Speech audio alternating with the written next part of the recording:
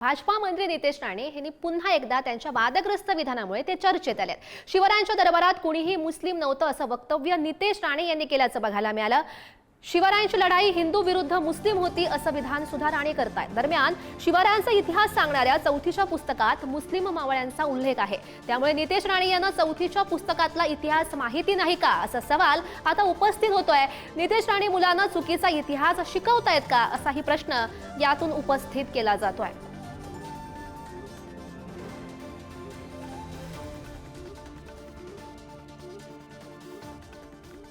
तर नितेश राणे शिवरायांच्या इतिहासाबाबत काय म्हणाले आणि इतिहास नेमका काय आहे पाहूयात ग्राफिक्सच्या माध्यमातून।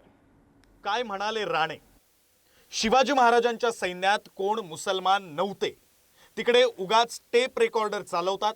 स्वराज्याची लढाई ही इस्लामच्या विरोधातच होती, हिंदू विरुद्ध मुसलमान होती आणि त्या लढाईमध्ये आमच्या राजानं हिंदू धर्माला इस्लामच्या समोर झुकायला दिलं नाही। हाच आमचा सगळ्यांचा ज्वलंत इतिहास आहे। इयत्ता चौथीच्या इतिहासाच्या पुस्तकात नेमका काय मसुदा? शिवरायांच्या सैन्यात हेटकरी होते, मराठे होते, मुसलमान होते। मोहिमेवर असताना शिवरायांनी मशिदींना उपद्रव दिला नाही। कुराण शरीफची एखादी प्रत हाती आल्यास ते ती प्रत सन्मानपूर्वक मुस्लिमांकडे सोपवून देत। पायदळात नूर बेग हा एक प्रमुख सेनानी होता। त्यांच्या आरमार दलातील अधिकारी दौलत खान, सिद्दी मिस्री तसंच त्यांचा वकील काझी हैदर हे मुसलमान होते। ते सारे स्वराज्याचे निष्ठावंत पाईक होते। तर नितेश राणे यांच्या या वक्तव्यामध्ये किती नेमकं तथ्य आहे या संदर्भात इतिहास अभ्यासक केतन पुरी यांनी नेमकी काय माहिती दिली आहे तीही बघूयात ग्राफिक्सच्या माध्यमातून। शिवरायांच्या सैन्यात कोण मुस्लिम होते? अफजल खान चाल करून आला होता त्यावेळी शिवरायांच्या 10 अंगरक्षकांपैकी एक सिद्दी इब्राहिम होता।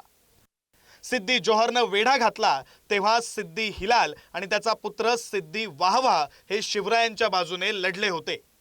यात सिद्दी वाहवाचा मृत्यू सुद्धा झाला। शिवरायांच्या आरमारात दौलत खान होता। या दौलत खानाला दर्या सारंग अशी पदवी दिली होती। स्वराज्याचा लढा हिंदू विरुद्ध मुस्लिम असा नव्हता। बाजी घोरपडे यांचे पुत्र मालोजी घोरपडे यांना 1677 मध्ये शिवरायांनी लिहिलेलं पत्र। या पत्रामध्ये आम्हा दक्षिण्यांची पातशाही आम्हा दक्षिण्यांच्या हातात राहावी असा उल्लेख। गोवळकोंड्याच्या कुतुबशहानं 1684 साली अली आदिलशहा दुसरा याला पत्र लिहिलं, तू काळजी नको करू, मी आणि शिवाजी महाराज येत आहोत आणि आपण तिघेही मिळून लढू। या दोन्ही पत्रांवरून लढा हिंदू विरुद्ध मुस्लिम नव्हता हे लक्षात येतं।